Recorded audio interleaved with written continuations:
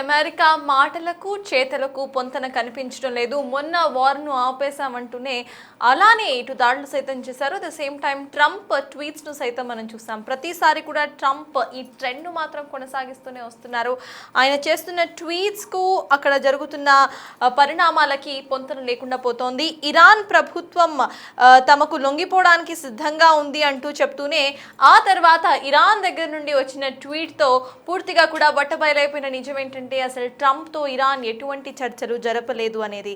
అయితే ఇరాన్ పదే పదే ఎటువంటి కండిషన్స్ లేకుండా నెగోసియేషన్కి మాత్రమే ఒప్పుకుంటామని చెప్తున్నా సరే ట్రంప్ మాత్రం మీడియా ముందుకు రావటం లేకపోతే ట్రూత్ ద్వారా ఆయన ఇటు ఇరాన్ లొంగిపోవడానికి సిద్ధంగా ఉంది, కొన్ని కండిషన్స్ను సైతం పెడుతోంది. ఆ కండిషన్స్ అన్నిటికీ కూడా ఇటు ఇరాన్ ఒప్పుకుంటోంది అంటూ కూడా ట్రంప్ చెప్తున్న వైఖరిని మనం చూసాం. దాన్ని ఇరాన్ ఖండిస్తూనే వచ్చింది. అయితే ఓవైపు చర్చలు దాడులకు బ్రేక్ అంటూనే పశ్చిమాసియాకు భారీగా దళాల తరలింపు చేస్తోంది ట్రంప్.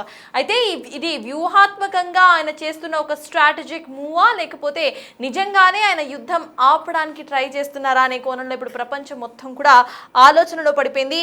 ఇకపై భూతల దాడులు సైతం చేయాలని యుఎస్ ప్లాన్ చేస్తున్నట్టు సమాచారం.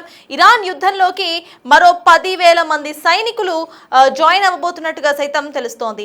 ట్రంప్ ఈ మొత్తాన్ని కూడా ప్లాన్ చేస్తున్నట్టుగా యుఎస్ మీడియాలో కథనాలు ప్రచురితమవుతున్నాయి. 5,000 మంది మెరైన్ కమాండోస్, 2,000 మంది పారాట్రూపర్స్, మరో 3,000 మంది సైనికులను పంపబోతుంది యుఎస్. 10,000 మందిని పంపేందుకు పెంటగన్ ఏర్పాటు చేసుకున్నట్టుగా సైతం యుఎస్ మీడియా స్వయాన వెల్లడిస్తోంది. మరి దీనికి సంబంధించి ట్రంప్ ఎటువంటి ఆన్సర్స్ ఇస్తారు అనేది కూడా చూడాలి. ప్రతిసారి కూడా పొంతన లేనటువంటి సిచ్యువేషన్స్ మనం చూస్తూ ఉంటాము. ఆయన చేసే ట్వీట్స్ కి ఆయన చెప్పే మాటలకి జరుగుతున్న రియాలిటీకి చాలా డిఫరెన్సెస్ మనకు పదే పదే కనిపిస్తూనే ఉన్నాయి. అయినా ఆ డిఫరెన్సెస్ కు సంబంధించి ట్రంప్ ఎన్నడూ కూడా మాట్లాడే ప్రయత్నం చేయలేదు. అయితే యుఎస్ ప్రచురితం చేస్తున్న ఈ ఏవైతే న్యూసెస్ ఉన్నాయో వీటికి సంబంధించి మనం చూసుకుంటే ఈ వార్ ఇంకా ఎక్కువ కాలం కొనసాగే అవకాశం సైతం కనిపిస్తోంది. ఇప్పటికే పలు ఆయిల్ రిఫైనరీస్ పై ఇటు ట్రంప్ దాడులు చేశారు. ద సేమ్ టైమ్ ఇరాన్ సైతం గల్ఫ్ కంట్రీస్ లో ఉన్న ఆయిల్ రిఫైనరీస్ పై దాడి చేసింది. అయితే ఈ యుద్ధం కారణంగా కేవలం ఇరాన్ లో మాత్రమే ఇక్కడ యుద్ధ వాతావరణం అనుకోలేదు. పూర్తిగా వరల్డ్ ప్రపంచం మొత్తం కూడా ఈ యుద్ధం ఎఫెక్ట్ ను చూస్తోంది. పెట్రోల్ ఫర్దర్ గా సైతం ఉండే అవకాశం ఉందా లేదా అనే కోణంలో సైతం ఇటు డౌట్స్ కొనసాగుతున్నాయి. సో ఎస్, అసలు ట్రంప్ ఏమన్నారు అనేది ఇప్పుడు ఒకసారి చూద్దాం. ఆయన క్లియర్ గా కూడా యుద్ధం ఆగిపోబోతోంది అంటూ సైతం కమెంట్స్ చేశారు ట్రూత్ లో. అండ్ ఇప్పుడు యుద్ధానికి సంబంధించి కొన్ని కీలక విషయాలను సైతం ఆయన చెప్పారు. అసలు ఆయన ఏమన్నారో ఇప్పుడు చూద్దాం. A total fool, and they're not fools. They're very smart, actually, in a certain way. And they're great negotiators. I say they're lousy fighters, but they're great negotiators. They are begging to work out a deal. I don't know if we'll be able to do that. I don't know if we're willing to do that. They should have done that 4 weeks ago. They should have done it 2 years ago. Or they should have done it when we first came into office, because 2 years ago they had free reign under Biden. Sleepy Joe, worst president in the history of our country. What he allowed to happen to our country at the borders, and even with a thing like this. But not just him. Every president for 47 years, every president should have done this. They should have done it a long time ago, because you cannot give lunatics a nuclear weapon, and they would have had a big one.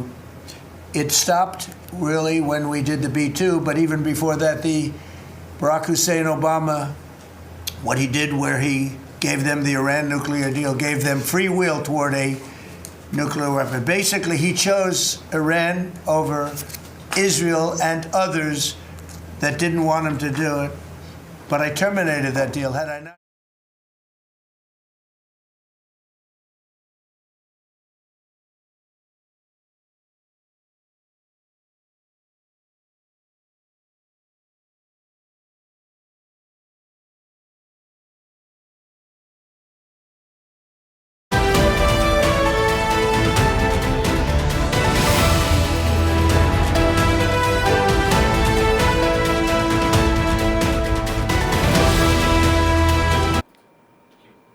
ఇసుక ఇదే అంశానికి సంబంధించిన పూర్తి details మా assistant editor Ramdas అందించడానికి సిద్ధంగా ఉన్నారు. రామ్దాస్, చెప్పండి, అసలు అక్కడ వార్ సిచ్యువేషన్ ఏమై ఉంటుంది అనుకోవాలి? ఇది ఒక స్ట్రాటజిక్ మూవ్ అనుకోవాలా ట్రంప్ చెప్తున్నవి, లేకపోతే కావాలని ఆయన ఒక 10 రోజుల విరామం తీసుకున్నారనుకోవాలా? అప్డేట్స్ ఏంటి రామ్దాస్? డెఫినెట్లీ ట్రంప్ ఐడియాలజీ అంతా చాలా డిఫరెంట్ గా కనిపిస్తుంది. అంటే చాలా భిన్నంగా ఆలోచిస్తున్నారు, అదే రకంగా అడుగులు వేస్తున్నారు. శాంతి చర్చలు జరపడానికి వీలుగా ఇరాన్ ఇంధన రంగంపై దాడులను మరొక 10 రోజుల పాటు అంటే ఏప్రిల్ 6 వరకు నిలిపేసినట్లు డొనాల్డ్ ట్రంప్ ప్రకటించారు. నిన్నంతా కూడా క్యాబినెట్ మీట్ తర్వాత మాట్లాడారు. At the same time NATO alliance పై నిప్పులు చెరిగారు, వాళ్ళపై కూడా కలిసి రావట్లేదంటూ మండిపడ్డ పరిస్థితి. ఇప్పుడు ట్రంప్ టెహరాన్ తో శాంతి చర్చలకు సంబంధించి ఆలోచిస్తున్నప్పటికీ మరిన్ని ఆల్టర్నేటివ్స్ కూడా థింక్ చేస్తున్నారు. అట్ ద సేమ్ టైం అది ఒకవేళ ఫెయిల్ అవుతే కనుక ఎలా అటాక్ చేయాలనే దానిపైన ఎక్కువగా దృష్టి పెట్టినట్టుగా కనిపిస్తుంది. అంటే సేమ్ టైం అంటే 2 రకాలుగా ఆలోచిస్తున్నారు. అటు చర్చలకు వాళ్ళకు అవకాశం ఇస్తున్నామని చెప్తూనే ఇటువైపు దాడులకు సన్నాహాలు కూడా చేస్తున్నారు. మనకు ఇప్పటికే ఆల్రెడీ తైవాన్ నుంచి మెరైన్ కమాండోస్ బయలుదేరారు. దాదాపుగా 5,000 మంది నేవీ సీల్స్ తైవాన్ నుంచి మిడిల్ ఈస్ట్ వైపు వస్తున్నారు. ఇండియన్ ఓషియన్ నుంచి మెడిటేరియన్ సీ మీదుగా ఇటు వస్తున్నారు. అలాగే మరోవైపు 2,000 మెంబర్స్ పారాట్రూపర్స్ వస్తున్నారు. ఇది 82 ఎయిర్ బోర్న్ డివిజన్ అంటారు. ఇది నార్త్ కరోలినా నుంచి ఇక్కడి నుంచి బయలుదేరుతోంది. సో వీళ్ళంతా కూడా చాలా ఎక్స్పర్ట్స్ అన్నమాట. ఎట్లా అంటే ఏ ప్రాంతాన్నైనా ప్రపంచంలో ఏ సుదీర్ఘమైనటువంటి దూరంలో ఉన్న ఏ ప్రాంతాన్నైనా 18 గంటల్లో చేరుకొని ఆ ప్రాంతాన్ని ఆక్రమించుకొని దాడులు చేసేంత షార్ప్ నైపుణ్యం ఉంది వీళ్ళకి. సో ఇలాంటి వాళ్ళందరినీ కూడా దింపుతున్నారు. వీళ్ళు పారాచూట్ల ద్వారా దిగుతారు, ఆ ప్రాంతాన్ని ఆక్రమించుకుంటారు. సో ఇదంతా ఆయన టార్గెట్ ఏంటంటే కర్గ్ ద్వీపం, కర్గ్ ఐస్లాండ్ ను, ఎందుకంటే అక్కడ పెద్ద ఎత్తున ఆయిల్ రిఫైనరీలు డిపోస్ ఉన్నాయి, దాన్ని ఆక్యుపై చేసుకోవాలి. At the same time Hormuz straight ఏదైతే ఉందో దాన్ని రీఓపెన్ చేయించాలి. ఇది ఒక టార్గెట్. దాంతో పాటు ఏకంగా ఇరాన్ లోకి అడుగు పెట్టాలి, ఇరాన్ భూభాగంలోకి అడుగు పెట్టి అక్కడ నుంచి ఇక భూతల దాడులు చేయాలనేది ట్రంప్ టార్గెట్ గా మనకు కనిపిస్తుంది. అయితే ప్రస్తుతం ఈ వీటన్నిటికి సంబంధించిన నివేదికలు అంటే పెంటగాన్ వీళ్ళందరికీ కూడా గ్రీన్ సిగ్నల్ ఇచ్చినట్టుగా అమెరికాకు సంబంధించినటువంటి వాల్ స్ట్రీట్ జర్నల్ కావచ్చు, న్యూయార్క్ టైమ్స్ కావచ్చు, ఇట్లాంటి వార్తా సంస్థలన్నీ కూడా ధృవీకరిస్తున్న పరిస్థితి కనబడతా ఉంది. అంటే మొన్నటిదాకా శుక్రవారం దాకా గడిపించాడు చర్చలు జరపడానికి వీలుగా ఇరాన్ ఇంధన రంగంపై దాడులు మరొక 10 రోజుల పాటు అంటే ఏప్రిల్ 6 వరకు వాయిదా వేసినట్లుగా ట్రంప్ ప్రకటించిన సంగతి తెలిసింది. సో మొత్తం మీద ట్రంప్ ప్రభుత్వం ఇరాన్ తో చేస్తున్న యుద్ధంపై ఇప్పుడు సెనెట్ సాయుధ సేవల కమిటీ కూడా తన మొదటి విచారణ నిర్వహించాలని చెప్తుంది. కానీ సెనేటర్లు తమ ఈ విరామం నుంచి తిరిగి వచ్చే ఏప్రిల్ మధ్యకాలానికి ముందు వరకు కూడా కాదు కాబట్టి వాళ్ళ అనుమతి ఉన్నా లేకున్నా ట్రంప్ ఇక తన పని తాను చేసుకొని పోతున్న పరిస్థితి కనబడుతుంది. సో మొత్తం మీద ఇక్కడ సిచ్యువేషన్ ఏంటంటే చాలా భిన్నంగా కనిపిస్తుంది. ట్రంప్ అట్లాగే ఇజ్రాయెల్ ఎవరి పని వాళ్ళు చేసుకొని పోతున్నారు. ఇజ్రాయెల్ అయితే భీకరంగా దాడులు చేస్తుంది. ఒక రకంగా టెహరాన్ తో పాటు షిరాజ్ అనే నగరం, మరొక రఫా అనే నగరంపై భీకర దాడులు చేస్తుంది. అక్కడ చాలా మంది దాడులకు బలవుతున్న పరిస్థితి కనబడుతుంది. దాంతో పాటు భారీగా ప్రాణ నష్టం కూడా జరుగుతున్న పరిస్థితి కనబడుతుంది. At the same time Lebanon పై విరుచుపడుతున్నారు. అంతేకాదు లెబనాన్ లోని సదరన్ పార్ట్ ని అయితే ఏకంగా 30 కిలోమీటర్లు ఇజ్రాయెల్ స్వాధీనం చేసుకుంది. ఇక దాని అంతా కూడా బఫర్ జోన్ గా ప్రకటించుకుంది. ఆ ప్రాంతంలో హెజ్బుల్లాని ఎరువేసేదాకా అదంతా వాళ్ళ ఆధీనంలో ఉందంటూ అనౌన్స్ చేసుకుంటున్న పరిస్థితి. ఇదంతా చూస్తుంటే నిన్న అలీ రెజా తంగ్సరిని మట్టు పెట్టారు, ఎలిమినేట్ చేశారు. సో ఆయన ఎవరంటే ఈ హెర్మూజ్ స్ట్రైట్ ని ఇన్ని రోజుల పాటు ఆపింది అతనే. సో అతన్ని ఎలిమినేట్ చేయడం ద్వారా ఒక రకంగా బిగ్ సక్సెస్ అని వాళ్ళు భావిస్తున్నారు అమెరికన్స్. సో ఇదంతా కూడా యుఎస్ సెంట్రల్ కమాండ్ కి చాలా క్లియర్ గా ఆదేశాలు ఉన్నాయి. ఎప్పటికప్పుడు ఓవైపు అటు గెరార్ ఆర్ఫోర్డ్ నౌక ఉంది, మరోవైపు అబ్రహం లింకన్ ఉంది, మరోవైపు యుఎస్ఎస్ ట్రిపోలి ఉంది. సో ఈ 3 నౌకలు ఇటు మెడిటేరియన్ సీ నుంచి అలాగే గల్ఫ్ ఆఫ్ పర్షియా ఇటువైపు ప్రయాణం చేస్తున్నాయి. అంటే యుద్ధం ఎటువైపు దారితీస్తుందో ఇంకా తెలియని పరిస్థితి. ఓవైపు పాకిస్తాన్ మీడియేషన్ ద్వారా చర్చలు జరుగుతాయని చెప్తున్నప్పటికీ కూడా అది ఇక్కడంతా కూడా it's an fragile diplomatic circuit కనిపిస్తుంది. ఎందుకంటే అదంతా చాలా సున్నితంగా ఉంది, ఎక్కడ స్ట్రాంగ్ గా లేదా డిప్లొమాటిక్ సిస్టమ్ అంతా కూడా. సో అదంతా కూడా సాధ్యమయ్యే పరిస్థితులు కనబడట్లేదు. సో ఏదేమైనప్పటికీ చర్చలు జరుగుతాయని చెప్తున్నప్పటికీ కూడా మరోవైపు దాదాపు ఓవరాల్ గా 10,000 మందిని రంగంలోకి దించి ఇక ఏకంగా భూతల దాడులకు సిద్ధమవుతున్నట్టుగా తెలుస్తుంది. అందుకు తగ్గట్టుగా ఇరాన్ వైపు నుంచి కూడా రిటాలియేషన్ స్ట్రైక్స్ ఉన్నాయి. యుఎస్ బేసెస్ పై కూడా దాడులు చేస్తున్నారు, భీకరంగా ఇజ్రాయెల్ పై దాడి చేస్తున్నారు. టెల్ అవీవ్ కావచ్చు, అలాగే వాళ్ళ సముద్ర తీర ప్రాంతమైన హైఫా నగరాన్ని కూడా దాడులు చేస్తున్నారు, విధ్వంసం చేస్తున్నారు. మిసైల్స్ తో డ్రోన్స్ తో విరుచుకుపడుతున్న పరిస్థితి. అట్ ద సేమ్ టైం నిన్న ఎమిరేట్స్ లో నిన్న 2 చంపారు. కువైట్ అలాగే బహ్రెయిన్ ఇట్లాంటి ప్రాంతాలపై కూడా వీళ్ళు రిటాలియేషన్ స్ట్రైక్స్ జరుగుతూనే ఉన్నాయి, కొనసాగుతూనే ఉన్నాయి. సో ఏదేమైనప్పుడు కూడా అటు ఇప్పుడు గల్ఫ్ కోఆపరేషన్ కౌన్సిల్ ఏదైతే ఉందో ఈ గల్ఫ్ కంట్రీస్ అవన్నీ కూడా ఇరాన్ కూడా తీవ్ర హెచ్చరికలు ఇస్తున్నాయి. ఎందుకంటే ఇన్ని రోజులు ఓకే పట్టాం, ఇక దాడులు ఆపకపోతే సహించమంటూ ఇరాన్ కూడా హెచ్చరిస్తున్న పరిస్థితి కనబడుతోంది. సో మొత్తం మీద అయితే మనం ఓవరాల్ గా చెప్పుకునేది ఏంటంటే యుద్ధం ఆగుతుంది అనే పరిణామాల నేపథ్యంలో మరోవైపు ఎవరి సన్నాహాల్లో వాళ్ళు ఉన్నారు. ఇరాన్ దాడులు ప్రతిదాడులు కొనసాగుతున్నాయి. ఇజ్రాయెల్ వైపు నుంచి, అమెరికా వైపు నుంచి కూడా అదే రకమైన సన్నాహాలు ఉన్నాయి. మరి ఇది ఎక్కడి దారి తీస్తుంది, ఎలాంటి పరిస్థితులు ఉంటాయనేది చెప్పలేం. బట్ ఇక్కడ తుర్కీ కావచ్చు, ఈజిప్ట్ కావచ్చు, పాకిస్తాన్ కావచ్చు, అలాగే కొన్ని దేశాలు మధ్యవర్తిత్వం వహించి మేము చర్చలకు మార్గం సుగమం చేస్తాం, మీరంతా రెడీగా ఉండని చెప్తున్నప్పటికీ కూడా ఎక్కడ ఇది సాధ్యమయ్యే పని కనిపించట్లేదు. ఎందుకంటే ఇక్కడ విట్కాఫ్ కావచ్చు, అలాగే ట్రంప్ అల్లుడు కుష్నర్, అలాగే జేడీ వాన్స్ వీళ్ళంతా కూడా దౌత్యానికి వాళ్ళ 15 పాయింట్ ఫార్ములాని పంపారు. కానీ ఇరానే రివర్స్ లో 5 వీళ్ళకు పాయింట్స్ పెట్టింది.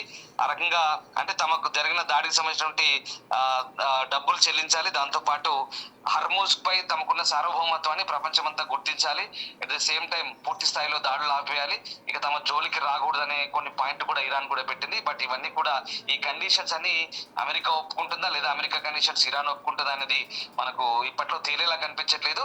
బట్ ఈ అమెరికా చర్చలు అంటున్నప్పటికీ కూడా ఇరాన్ వైపు నుంచి ఇబ్రహీం జుల్ఫాగరి సైనిక ప్రతినిధి, అలాగే ఎఫ్ఎం ఫారెన్ మినిస్టర్ అబ్బాస్ అరాక్చి లేదా ఇతర నేతలంతా కూడా కొట్టిపారేస్తున్నారు. అసలు చర్చలు అసలు అలాంటి పరిస్థితి లేదు, మాకు అంత ఆసక్తి కూడా లేదు, మేము దాడులు కొనసాగిస్తాం, ఇక పోరాటమే మాకున్నటువంటి ఫైనల్ ఆప్షన్, మాకు వేరే ఆల్టర్నేటివ్ లేదంటూ వాళ్ళంతా చెప్తున్నారు. సో దీన్ని బట్టి యుద్ధం ఇంకా ఎన్ని రోజులు జరుగుతుంది, ఎప్పుడు ముగుస్తున్నారో ఇప్పుడు మనం చేతుల్లో లేని పరిస్థితి కనబడుతోంది, చెప్పలేని పరిస్థితి కనబడుతోంది.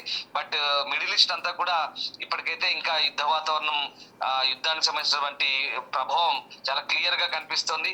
హర్మూజ్ స్ట్రైట్ కనుక ప్రధాన ఇక్కడ మనకు కేంద్రంగా కనిపిస్తుంది. ఓవైపు అటు దాడులు, ఇటు హర్మూజ్ వైపు నుంచి మరొకటి బాబ్ అల్ మండేబ్ అని ఇంకొక స్ట్రైట్ ఉంది, ఇటువైపు అది రెడ్ సీ వైపు ఉంటుంది, సూయేజ్ కాల్వా. సో దాన్ని కూడా ఒకవేళ వీళ్ళ కారు ద్వీపం మీద దాడి చేస్తే దాన్ని కూడా వీళ్ళు మళ్ళీ బ్లాక్ చేస్తామంటున్నారు. కానీ ఇక్కడ అది బ్లాక్ చేసడానికి వీళ్ళు చూస్తూ ఊరుకోరు, ఎందుకంటే అక్కడ దాదాపు బ్రిటన్ ఎంటర్ అవుతుంది, అక్కడ యుఏ ఎంటర్ అవుతుంది, సౌదీ ఎంటర్ అవుతుంది, ఇరాన్ కు వ్యతిరేకంగా ఫ్రాన్స్ ఎంటర్ అవుతుంది, జర్మనీ ఎంటర్ అవుతుంది. సో అక్కడ నుంచి కూడా 12% రవాణా ఉంటుంది. కాబట్టి ఒకవేళ అది బ్లాక్ చేస్తే కనుక ఇక తీవ్రమైన ఇబ్బందులు ఉంటాయి.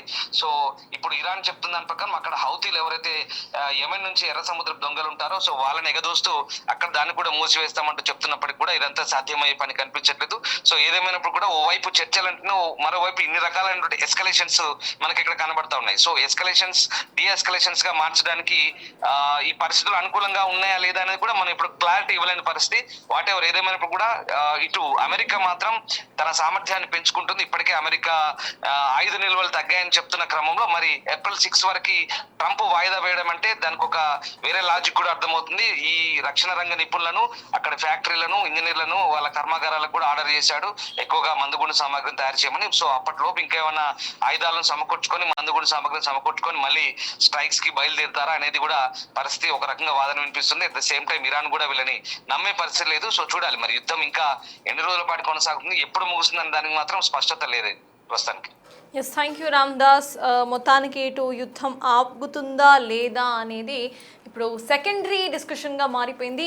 ట్రంప్ ఇలాంటి స్టేట్మెంట్స్ ఎందుకు పాస్ చేస్తున్నారు, ఇదే ఇప్పుడు వరల్డ్ వైడ్గా క్వశ్చన్స్ అండ్ డౌట్స్ రైజ్ చేస్తున్న ఒక అంశంగా మారింది. అయితే యుఎస్ ప్రచురిస్తున్న కథనాల ప్రకారం ఇది ట్రంప్ ఒక వ్యూహాత్మకంగా తీసుకున్న బ్రేక్గా మనకు అర్థమవుతోంది. సో కావాలనే టైం తీసుకొని వాళ్ళు ఇంకా సంసిద్ధమవుతున్నారా ఈ వార్ను ఇంకో లెవెల్కు తీసుకువెళ్ళడానికి అనే కోణంలో సైతం ప్రపంచం ఇప్పుడు క్వశ్చన్ చేస్తోంది. ఈ వార్ ఎన్ని రోజులు కొనసాగుతోంది, దీని ఎఫెక్ట్ కేవలం ఇరాన్ మీదే అయితే మాత్రమే ఉండదు, మొత్తం వరల్డ్ వైడ్గా దీని ఎఫెక్ట్ మనకి కనిపించబోతోంది. సో దీనికి సంబంధించి ట్రంప్ మరి ఎలాంటి నిర్ణయం తీసుకుంటారు అనేది సైతం వేచి చూడాలి.